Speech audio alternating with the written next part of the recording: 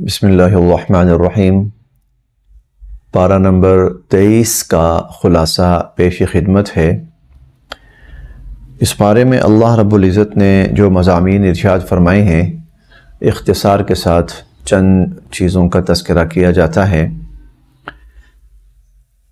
یہ جب پارہ شروع ہوا ہے تو سورہ یاسین چل رہی ہے، اور یہ قرآن کریم کی بہت ہی معروف صورتوں میں سے ایک صورت ہے، اور ان صورتوں میں سے ہے کہ جن کی ابتدا رسول اللہ صلی اللہ علیہ وسلم کے نام نامی سے ہوتی ہے، سورہ یاسین۔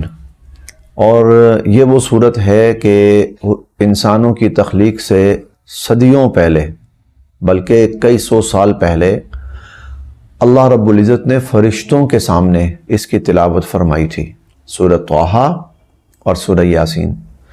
تو تلاوت سن کر فرشتوں نے کہا تھا کہ کتنی خوش قسمت ہوگی وہ قوم جو اس کلام کی متحمل ہوگی اور جس پر یہ کلام اتارا جائے گا۔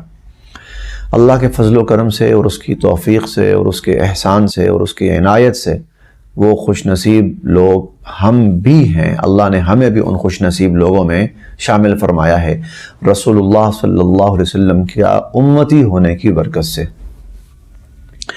اس پارے کے جو مضامین ہیں ان میں سے ایک تو پارہ جب شروع ہوتا ہے تو ایک واقعہ چلا آ رہا ہے، اور وہ اصحاب القریہ کے نام سے واقعہ شروع ہوا ہے۔ کسی علاقے کی طرف اللہ رب العزت نے انبیاء علیہ السلام کو مبعوث فرمایا۔ عمومی جو مزاج رہا ہے انسانوں کا، وہ انبیاء علیہ السلام کی تکذیب کا رہا ہے، جو عمومی رویہ ان انسانوں کا رہا ہے۔ چنانچہ ان علاقے کے لوگوں نے بھی انبیاء علیہ السلام کی تکذیب کی۔ فَكَذَّبُوهُمَا فَعَزَّزْنَا بِثَالِثٍ فَقَالُوا إِنَّا إِلَيْكُمْ مُرْسَلُونَ، اور قالوا إِنَّا تَطَيَّرْنَا بِكُمْ قالوا مَا أَنْتُمْ إِلَّا بَشَرٌ مِثْلُنَا۔ یہ مختلف آیات، یعنی انہوں نے انکار ہی کیا۔ تو ایک شخص جو ان انبیاء علیہ السلام پر ایمان لا چکا تھا، اسے جب پتہ چلا کہ میری قوم کے لوگ انبیاء علیہ السلام کے ساتھ ناروا سلوک کر رہے ہیں، تکذیب کر رہے ہیں اور ان کو دھمکیاں دے رہی ہیں، تو وہ اپنا کام کاج چھوڑ کے بھاگتا دھوڑتا ہوا آیا، اور قرآن کریم نے اس شخص کی اس آنے کی کیفیت کو بیان کیا۔ دیکھیے، وجاء من اقصی المدینۃ رجل یسعیٰ، تو شہر کے آخری کنارے سے ایک شخص دوڑتا ہوا آیا، یعنی یہ اس کیفیت کا اظہار ہے کہ اسے اللہ کے نیک بندوں کو جو تکالیف پہنچائی جا رہی ہیں اس کا کتنا احساس تھا۔ ایک تو ہوتا نا، اچھا جب مجھے وقت ملے گا تو میں چلا جاؤں گا، ایک یہ ہے کہ جو ہی اس کو پتہ چلا اس نے سب کچھ چھوڑا اور وہ بھاگا۔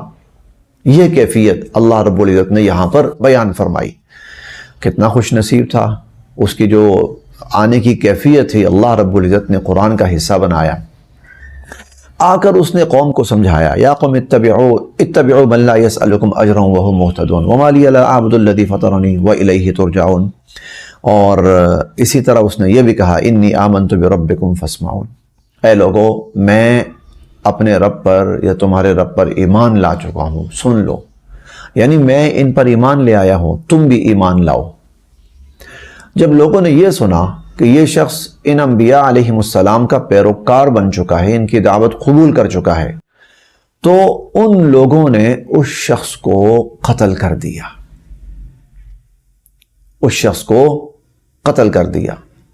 جب اس کو قتل کیا گیا تو ظاہر ہے اس کا جسم تو زمین پر ہی رہا، لیکن اللہ نے اس کی روح جنت میں پہنچا دی۔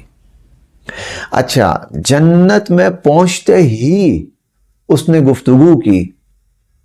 لوگ ابھی اپنے گھروں میں ہیں، لوگ ابھی اپنے علاقوں میں ہیں، لوگ اپنی سرگرمیوں میں مصروف ہیں، اور وہ جنت پہنچ کر وہاں گفتگو کر رہا ہے، اور اللہ رب العزت نے اس کی وہ گفتگو یہاں قرآن کریم میں بیان فرمائی، اس کو قرآن کا حصہ بنایا۔ دیکھیے، قیلہ، اسے کہا گیا، ادخل الجنہ، جاؤ تم جنت میں داخل ہو جاؤ۔ قال، تو وہ کہنے لگا، یا لیت قومی یعلمون، کاش میری قوم جان لیتی बिमा गफ़र ली रब्बी, कि मेरे रब ने तो मुझे बख्श दिया, वजअलनी मिनल मुकरमीन, और अल्लाह ने मुझे बड़े ही मुअज़्ज़ज़ लोगों में शामिल फरमा दिया, और उनमें से अल्लाह ने मुझे बना दिया, बड़े ही मुअज़्ज़ज़ लोगों में अल्लाह ने मुझे शामिल फरमा दिया है। अब इस वाक़े को थोड़ा सा समझ लीजिए, और वाक़या यह है कि ये जो शख्स था ये कोई बहुत नामी गिरामी शख्स नहीं था, और ये कोई बहुत साहिब हैसियत, कोई असर रसूख वाला शख्स नहीं था, कोई बहुत साहिब इल्म भी नहीं था, बल्कि इसके बारे में जो बाज़ रिवायात में आता है, इसका नाम हबीब नज्जार था। नज्जार कहते हैं कारपेंटर को, लकड़ी का काम करने वाला। तो आपने देखा होगा कि वो कहीं दुकानों पर या बाज़ औक़ात तो थैला सा उठाए हुए लोग फिर रहे होते हैं कि अपने लकड़ी के जो सामान है ठीक करवाना है तो वो करवा लें। ये हबीब नज्जार कारपेंटर था, मामूली सा आदमी, मजदूर सा, लेकिन वो अल्लाह पर ईमान लाया और अल्लाह के नबियों की तस्दीक की, और उनकी मदद और नुसरत यानी उनके हक़ में और अल्लाह के दीन के हक़ में वो भोला, और उस पर उसने कुर्बानी पेश की। अल्लाह को उसका ये अमल, ईमान लाना, अंबिया अलैहिमुस्सलाम नेक लोगों की तायीद करना, उनकी नुसरत करना, और लोगों तक अल्लाह का पैगाम पहुंचाना, अल्लाह को ये अदा इतनी पसंद आई कि न सिर्फ ये कि जो ही वो शहीद हुआ उसको जन्नत में दाखिल कर दिया, बल्कि उसकी जन्नत में दाखिले का कुरान करीम के अंदर बाकायदा ऐलान फरमा दिया। क्या खुश नसीब था वो शख्स।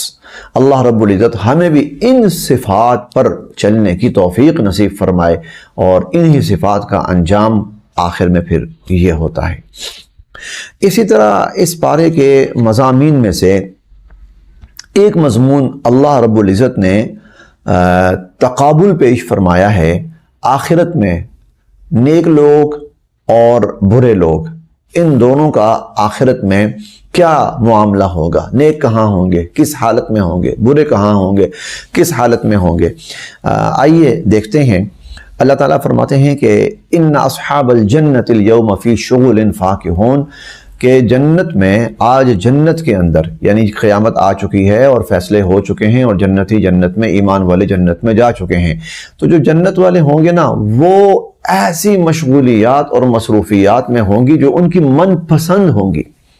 वो अपनी मन पसंद और तबीयत पसंद खुशफहमियों के अंदर और खुशगपियों के अंदर और मशगूल मसरूफियात के अंदर मशगूल होंगे। हम व अज़वाजुहुम फ़ी ज़िलालिन अलल अराइक मुत्तकिऊन, वो भी और उनके जोड़े भी, वो जन्नत के दरख्तों के सायों में और तख्तों पर टेके लगाए हुए बैठे होंगे। लहुम फ़ीहा फ़ाकिहतुन व लहुम मा यद्दऊन, हर किस्म के खाने पीने की उम्दा से उम्दा चीज़ अल्लाह रब्बुल इज़्ज़त ने उनको मुहैया कर रखी होगी, और जो वो डिमांड कर रहे होंगे उनको वो भी मुहैया किया जा रहा होगा। सलामुन क़ौलन मिर रब्बिर रहीम। अल्लाहु अकबर, अल्लाहु अकबर, अल्लाहु अकबर।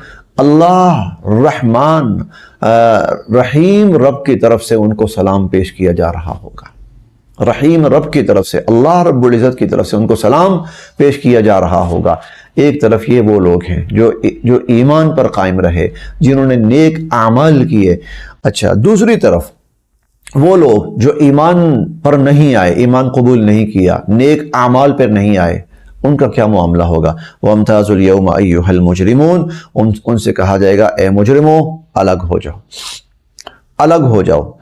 और आगे उनका आता है हाज़िही जहन्नमुल्लती कुंतुम तुआदून, ये तुम्हारे लिए जहन्नम तैयार है, इसी का तुमसे वादा किया गया था। इस्लौहल यौम बिमा कुंतुम तकफुरून, अपने कुफ्र की वजह से आज इसमें तुम दाखिल हो जाओ। अल यौम नख्तिमु अला अफ़वाहिहिम अस्तग़फिरुल्लाह अस्तग़फिरुल्लाह अस्तग़फिरुल्लाह। अल्लाह ताला फरमाते हैं कि आज हम उनके मुंहों पर टेप चिपका देंगे, उनका मुंह सील कर देंगे। व तुकल्लिमुना अयदीहिम, और उनके जो हाथ होंगे वो हमसे बोलेंगे। व तशहदु अर्जुलुहुम, और उनके पाँव गवाहियाँ देंगे। बिमा कानू यक्सिबून, जो कुछ वो दुनिया में किया करते थे। अल्लाहु अकबर। अल्लाह ताला ऐसे बुरे अंजाम से हम सबको महफूज फरमाए। इससे आगे सूरह अस्साफ़ात है। सूरह अस्साफ़ात के अंदर अल्लाह रब्बुल इज़्ज़त ने एक अजीब मंजर बयान किया है। اور ایسے بیان کیا ہے جیسے ہم اپنی آنکھوں سے وہ منظر دیکھ رہے ہیں۔ قرآن کریم کا یہ بھی کمال ہے کہ قرآن کریم آخرت میں، جنت میں یا جہنم میں پیش آنے والے واقعات کو اتنا تفصیلی بیان کرتا ہے جیسے وہ ہماری آنکھوں کے سامنے پیش ہو رہے ہیں وہ واقعات۔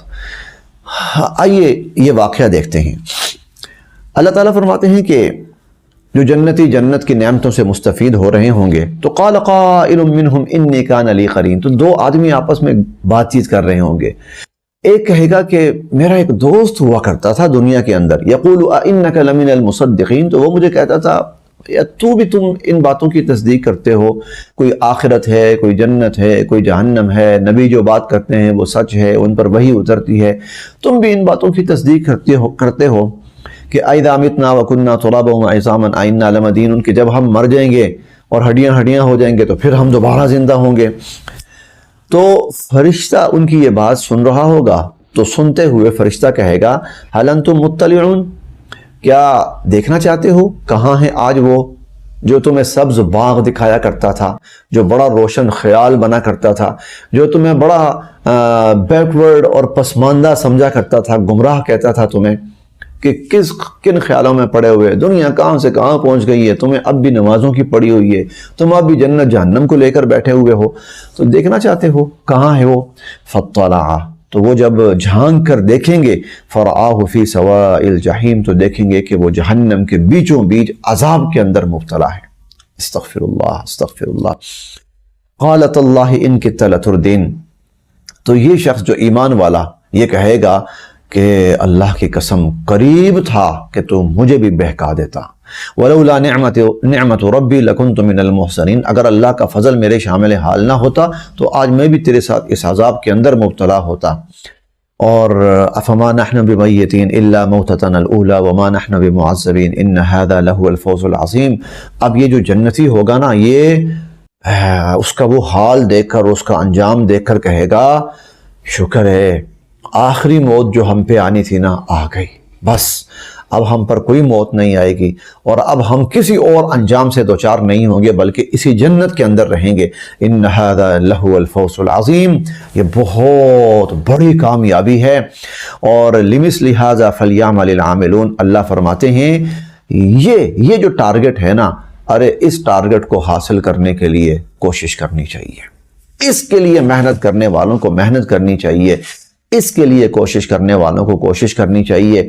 بلکہ ہم 30ویں پارے میں سورہ المطففین میں پڑھیں گے وَفِي ذَلِكَ فَلْيَتَنَافَسِ الْمُتَنَافِسُونَ، جو کمپٹیشن ہے نا وہ تو یہاں ہونا چاہیے، جو ایک دوسرے کا مقابلہ کرنے والے ہیں نا، اس کام کے لیے مقابلہ ہونا چاہیے، کون ہے جو خیر کے اعمال میں زیادہ آگے بڑھے گا، جو زیادہ نیکیاں کرے گا۔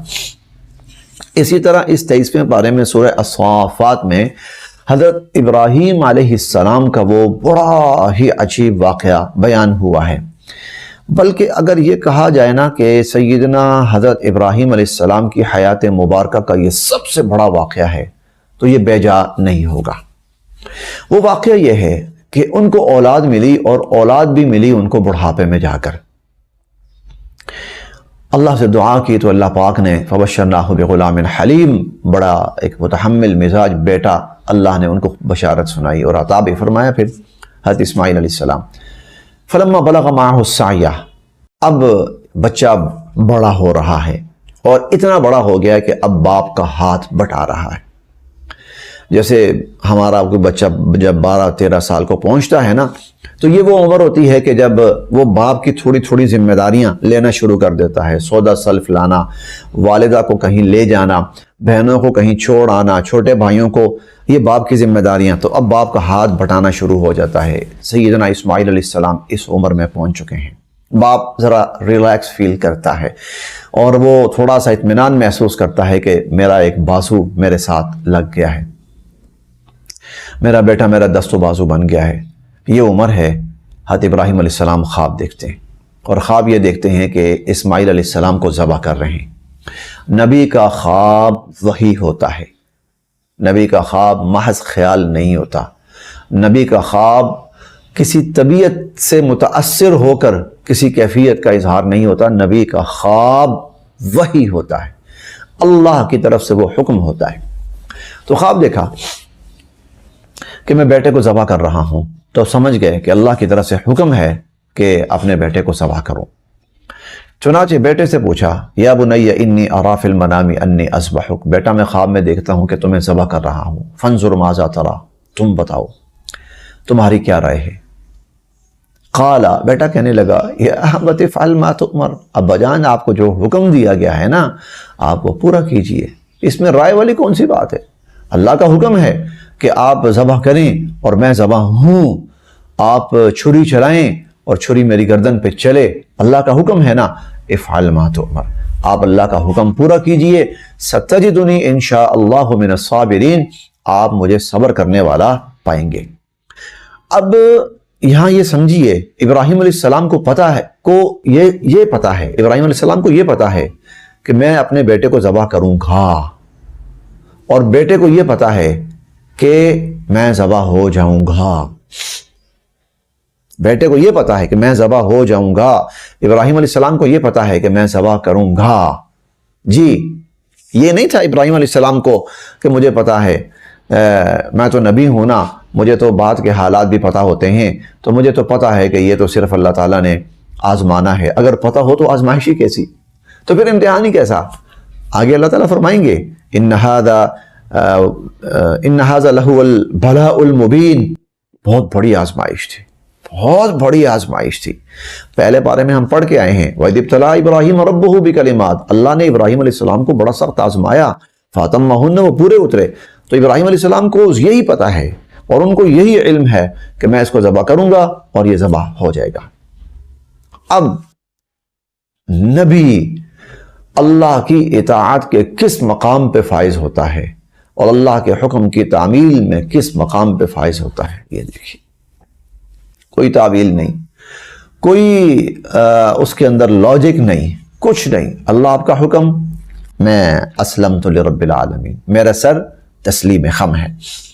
ابراہیم علیہ السلام نے بیٹے کو تیار کیا، لے چلے، فلما اسلما، اب دونوں جھک چکے ہیں، وَتَلَّهُ لِلْجَبِينِ، اور اسماعیل علیہ السلام کو پیشانی کے بل زمین پر لٹا دیا، کیوں؟ اس لیے کہ ذبح کرنا ہے۔ پھر اپنی سے پوری کوشش کی، چھری چلانی شروع کی، چھری نہ چلے، چھری چلائیں، چھری نہ چلے، ابراہیم علیہ السلام پھر چھری تیز کریں، پھر چلائیں، پھر چھری نہ چلے، بالآخر چھری چل گئی۔ جب چھری چل گئی، آنکھوں پہ پٹی باندھ رکھی تھی، بس کہیں ایسا نہ ہو کہ ہاتھ کمزور نہ پڑ جائے، پٹی ہٹائی تو دیکھا کہ وہاں ایک جانور، وَفَدَيْنَاهُ بِذِبْحٍ عَظِيمٍ، ایک بڑا موٹا تازہ جانور ذبح ہوا پڑا ہے، اور سیدنا اسماعیل علیہ السلام ایک سائڈ پر بالکل خیر و عافیت کے ساتھ محفوظ اور مامون بیٹھے ہوئے ہیں۔ اللہ تعالیٰ نے فرمایا، ابراہیم قد صدقت الرؤیا، خواب سچ کر دکھایا، خواب سچ کر دکھایا۔ اور آگے پھر یہ بھی فرمایا، وَتَرَكْنَا عَلَيْهِ فِي الْآخِرِينَ، ہم آپ کے اس عمل سے اتنے خوش ہوئے ہیں، اب قیامت تک آنے والی انسانیت کو ہم تلقین کر رہے ہیں اور حکم دے رہے ہیں کہ وہ آپ کی سنت کی ادائیگی کے اندر قربانی کیا کریں۔ اسی لیے قربانی کے موقع پر صحابہ کرام نے پوچھا تھا، مَا هَٰذِهِ الْأَضَاحِي یا رسول اللہ کے نبی، یہ ہم قربانیاں کرتے ہیں تو یہ کیا ہے؟ آپ نے فرمایا، سنت ابیکم ابراہیم، یہ تمہارے والد حضرت ابراہیم علیہ السلام کی سنت ہے۔ اب یہاں ایک بات اور سمجھ لیجئے، قرآن کریم میں سیدنا ابراہیم علیہ السلام کی ملت کی پیروی کا حکم دیا گیا ہے، حضور علیہ السلام کو بھی اور ہمیں بھی۔ حضور علیہ السلام کو حکم ہے، وَاتَّبِعْ مِلَّةَ إِبْرَاهِيمَ حَنِيفًا، ابراہیم علیہ السلام کی ملت کی اتباع کریں، ابراہیم علیہ السلام کی۔ حضور علیہ السلام کو حکم ہے، ہمیں حکم ہے، وَاتَّبِعُوا مِلَّةَ إِبْرَاهِيمَ حَنِيفًا، ابراہیم علیہ السلام کی ملت کی اتباع کرو۔ وہ ملت کیا ہے؟ دو چیزیں بطور خاص، ایک توحید کامل ابراہیم علیہ السلام جیسی اپناؤ، اور ایک بے مثال اطاعت، کمال درجے کی اطاعت ابراہیم علیہ السلام والی اپناؤ۔ اطاعت کیسی ہے؟ اے ابراہیم اپنے بیٹے کی گردن پہ چھری چلاؤ، یا اللہ میں حاضر، میں چلانے کو تیار، چھری پکڑ لی، بیٹے کو لٹا دیا، چلا دی۔ تو یہ جذبہ جو ہے اللہ رب العزت نے ہمیں حکم فرمایا ہے کہ ابراہیم علیہ السلام کی اطاعت کا یہ جذبہ اپنے اندر پیدا کر۔ اسی لیے ابراہیم علیہ السلام کو ہمارا باپ بنایا گیا ہے، ان کو ہمارے لیے باپ کا درجہ دیا گیا ہے، سنت ابیکم، اور وجاہدوا فی اللہ حق جہادی هو اجتباکم وما جعل علیکم فی الدین من حرج ملت ابیکم، یہ تمہارے باپ ابراہیم علیہ السلام کی ملت ہے۔ اس پارے کے مضامین میں سے ایک مضمون وہ ہے خلافت۔ خلافت کا مطلب کیا ہے؟ خلافت کا مطلب یہ ہے کہ اللہ رب العزت نے جو سیاسی نظام ہے جو انسانوں کو دیا ہے، سیاسی نظام، یہ جو حکمران بنتا ہے، حاکم بنتا ہے، نظام حکومت چلتا ہے، اس نظام کو اللہ رب العزت نے خلافت کا نظام قرار دیا ہے اور خلافت کا نام دیا ہے اس کو، اور جو حاکم ہوتا ہے اس کو اللہ رب العزت نے خلیفہ کا ٹائٹل اور عنوان دیا ہے۔ اسی لیے آپ دیکھیں اللہ تعالیٰ یہاں پہ قرآن کریم میں فرماتے ہیں یا داؤد انا جعلناک خلیفۃ فی الارض، اے داؤد ہم نے آپ کو زمین میں خلیفہ بنایا ہے۔ وہ حاکم تھے، حضرت داؤد علیہ السلام حاکم تھے، تو جو حاکم ہوگا اس کو جو ٹائٹل اللہ نے دیا ہے وہ خلیفہ کا دیا ہے، اور جو نظام ہے جس کو ہم جمہوریت کہتے ہیں اللہ رب العزت نے اس کو جو ٹائٹل دیا ہے، حضور صلی اللہ علیہ وسلم نے جو ٹائٹل دیا ہے وہ خلافت کا دیا ہے۔ اس لیے آپ نے فرمایا کہ میرے بعد خلفاء آئیں گے، اور جو پہلے مسلمانوں کے امیر بنے ہیں سیدنا ابو بکر صدیق رضی اللہ عنہ، ان کو خلیفہ اول کہتے ہیں، دوسرے کو خلیفہ ثانی کہتے ہیں یا خلیفہ دوم کہتے ہیں، تیسرے کو خلیفہ ثالث کہتے ہیں یا خلیفہ سوئم کہتے ہیں، چوتھے کو سیدنا علی المرتضیٰ خلیفہ چہارم کہتے ہیں یا خلیفہ رابع کہتے ہیں، اور یہ خلفاء راشدین ہیں۔ اس کے بعد پھر خلافت تو رہتی ہے لیکن خلافت راشدہ نہیں رہتی، لیکن بہرحال جو بھی آتے ہیں وہ خلفاء ہیں۔ تو مسلمانوں کو اللہ رب العزت نے یہ تلقین فرمائی کہ جو نظام تمہیں دیا گیا ہے نا اس کا نام ہے خلافت، لہذا خلافت کا نظام اپناؤ، اور جو حاکم ہوگا اس کو خلیفہ کا ٹائٹل دو، کیونکہ اللہ نے اور اللہ کے نبی صلی اللہ علیہ وسلم نے جو امیر مسلمانوں کا اور حاکم ہوگا اس کو خلیفہ کا ٹائٹل دیا ہے۔ تو یہ ایک تلقین ہے جو اللہ تعالیٰ نے یہاں اس بارے میں مسلمانوں کو فرمائی ہے۔ اسی طرح اس بارے میں سیدنا سلیمان علیہ السلام کا ایک بڑا عجیب واقعہ مذکور ہے۔ سیدنا سلیمان علیہ السلام کا، وہ ایسے خلفاء میں سے تھے اور ایسے حکمرانوں میں سے تھے جنہوں نے پوری دنیا کے اوپر حکومت کی، پوری دنیا کے اوپر حکومت کی ہے، بے مثال حکومت کی ہے سیدنا سلیمان علیہ السلام نے۔ ہواؤں پہ حکومت، جنات ان کے تابع، اور چرند پرند ان کے تابع، حشرات الارض ان کے تابع، حتیٰ کہ خشکی کے ساتھ ساتھ تری کی اور بحری مخلوقات وہ بھی ان کے تابع حکم دیتے تھے، اور مخلوقات ان کے حکم کی تعمیل کرتی تھیں اور اتباع کرتی تھی۔ ملکہ سبا کے پاس جب خط پہنچانا تھا، ہد ہد پرندہ وہ خط لے کر گیا تھا۔ جنات کے ذریعے بہت سے کام ابھی ہم پیچھے سب پڑھتے آئے ہیں۔ حضرت سلیمان علیہ السلام اتنے بڑے حکمران، اتنا بڑا نظام، دنیا کی حکومت۔ ایک دفعہ ایسا ہوا کہ کچھ گھوڑے ان کے سامنے پیش کیے گئے، اذ عرض علیہ بالعشی صافنات الجیاد۔ اب گھوڑوں کی کھیپ آئی، اب یقیناً وہ ریاستی ذمہ داریوں کے لیے تھی یا پھر جہاد کے لیے تھی، حکومت کے کاموں کے لیے یا جہاد کے لیے، تو ان کے معائنے میں مشغول تھے کہ کون کون سے مناسب ہیں، کون کون سے مناسب نہیں ہیں۔ اچھا، ایسے مشغول ہوئے کہ جو عبادت کا وقت تھا وہ نکل گیا، اور ان کی نماز رہ گئی اور ان کی عبادت رہ گئی، حتیٰ توارت بالحجاب، یہاں تک کہ سورج غروب ہو گیا، اور عبادت کرنی تھی سورج غروب ہونے سے پہلے پہلے۔ جو ہی اس چیز کا احساس ہوا کہ غلطی ہو گئی، عبادت کا وقت نکل گیا، میں ایسے کام میں مشغول ہو گیا کہ جس کی وجہ سے عبادت رہ گئی مجھ سے، تو کہنے لگے ردوہا علیہ، جن گھوڑوں کی وجہ سے اور جس چیز کی وجہ سے میں عبادت سے رہ گیا ہوں، لاؤ ان کو۔ چنانچہ جب وہ گھوڑے لائے گئے، فطفق مسحا بالسوق والعناق، انہوں نے ان گھوڑوں کو ذبح کر دیا، سب کو، ان کی گردنیں اور ان کی ٹانگیں کاٹ دی سب کی۔ کیوں؟ یہ سمجھانے کے لیے کہ انسان کی زندگی کا اصل مقصد اللہ کی عبادت ہے، اگر کوئی چیز عبادت میں مخل ہو، رکاوٹ بنے عبادت کے اندر، اس چیز کو ختم کر دینا چاہیے، اس چیز کا وجود باقی نہیں رہنا دینا چاہیے جو عبادت کے اندر اور اللہ کی یاد کے اندر انسان کے لیے مخل بنے۔ اسی طرح اس پارے کے مضامین میں سے ایک بڑا ہی عجیب مضمون ہے، پڑھیے کہ اللہ نے انسان کو کیا مقام دیا ہے، کیا عزت، کیا عظمت اور کیا شرف بخشا ہے۔ اللہ تعالیٰ نے فرشتوں کو حکم دیا آدم علیہ السلام کو سجدہ کرو، سب نے سجدہ کیا، شیطان نے نہیں کیا۔ اللہ رب العزت نے جب شیطان سے پوچھا کہ تو نے سجدہ کیوں نہیں کیا، تو انسان کا تعارف کن الفاظ میں کروایا، ذرا سماعت فرمائیے۔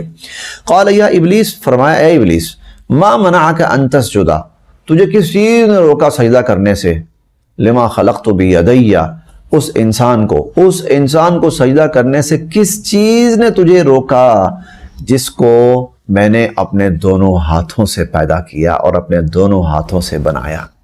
بے شک اس سے مراد اللہ کی قدرت ہے، اللہ کے ہاتھوں سے اللہ کی قدرت مراد ہے، لیکن شرف تو دیکھیے انسان کا کہ اللہ فرماتے ہیں کہ یوں سمجھ اے انسان کہ میں نے تجھے اپنے ہاتھوں سے بنایا ہے، یوں سمجھ کہ تو میرے ہاتھوں سے بنا ہے۔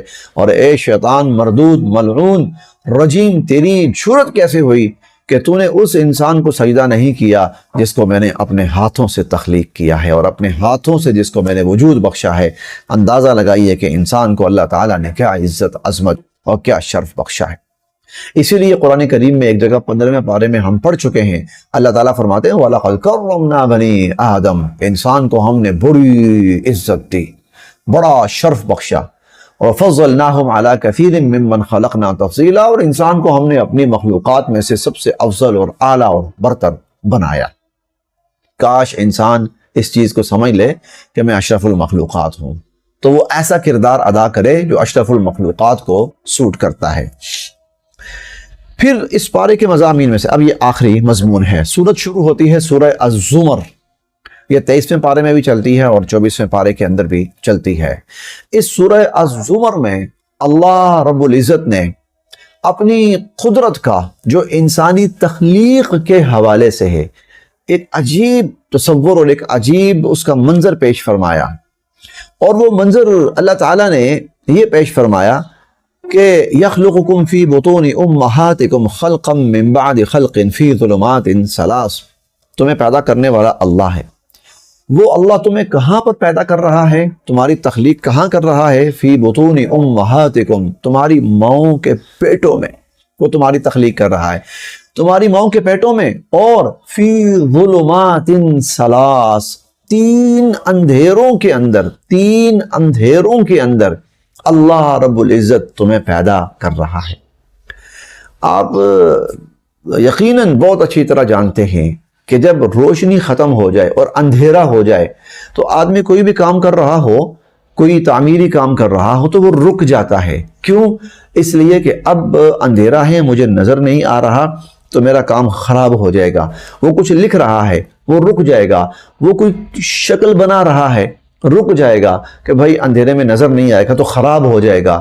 رب کہتا ہے، اللہ کہتے ہیں، میں وہ مالک ہوں، میں وہ قادر مطلق ہوں، میں وہ خالق ہوں جو اپنی سب سے بہترین تخلیق لقد خلقنا الانسان فی احسن تقویم، جس کو سب سے خوبصورت بنایا، جس کو سب سے باکمال بنایا، جس کو سب سے حسین بنایا، اس کو جب پیدا کرتا ہے تو فی ظلمات ثلاث، ایک نہیں، دو نہیں، تین اندھیروں۔ اسی لیے اللہ تعالیٰ پھر قرآن کریم میں 18ویں پارے میں فرماتے ہیں فتبارک اللہ احسن الخالقین، کیا خوب خالق ہے وہ اللہ، کیا خوب خالق ہے وہ اللہ۔ مضامین اور بھی ہیں، اسی پر اکتفا کیا جاتا ہے۔ اللہ تعالیٰ ہم سب کے لیے عمل کی راہیں آسان فرمائے۔